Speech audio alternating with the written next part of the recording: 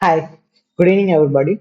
Today we are going to discuss the part B of our project, and the title of the project is Customer Churn Prediction.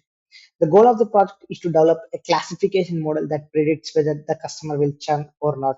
For this, the data given is like customer ID, gender, senior citizen, partner, dependents, and all the other data given here. For this, first of all, we have to import all the given data into Google Colab or Jupyter Notebook. I used Google Colab here. And after that, importing the data, and we have to import all the necessary libraries like NumPy, Pandas, Matplotlib, Seaborn, etc. And after that, we have to go through the overview of the data, how the data has been distributed using some columns of the data. And after that, we have to drop all the unnecessary columns, which is not participating in model building.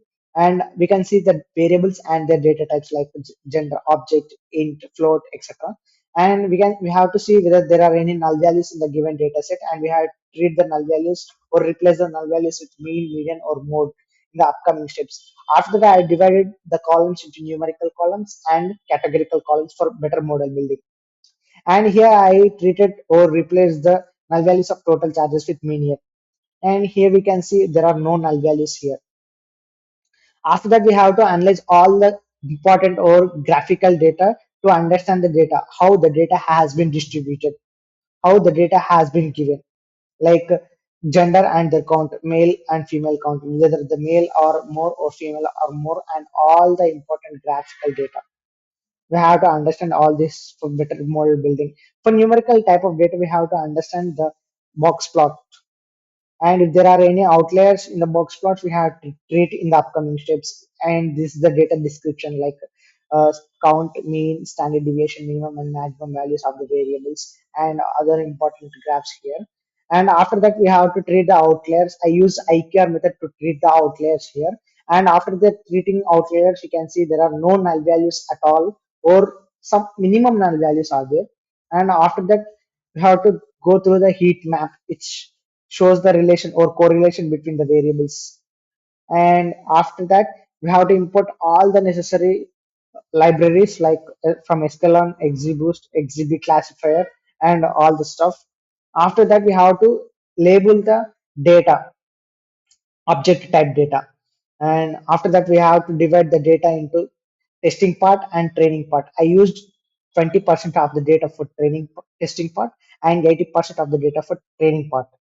And after that, we have to scale the data using standard scaler, and we have to train our model, and we have to predict, the model will predict the values. After that, we have to see whether the model is doing better or not by using evaluation metrics like accuracy, precision, recall, F1 score, and confusion matrix and classification report. Here the accuracy is 0.78 and precision is 0.60. For the alternative of this model, I used or developed another model. XGB classifier is this model, and I used here random forest classifier, and all the steps are similar to that, and heat map also same. And after training and predicting the values, we can see the accuracy and precision. Here the accuracy is 0.78 and precision is 0.73, which is far better than XGB classifier. Here the precision is 0.60, here the precision is 0.73, and accuracy is almost the same in both the models. So that we can conclude that this random forest classifier is far better than XGB classifier. And we can see some important graph feature which affect the churn and variables. This graph shows that. And when coming to insights, the main arm of the project or company is to decrease the churn. For that, we have to optimize our prices with respect to competitors in the market.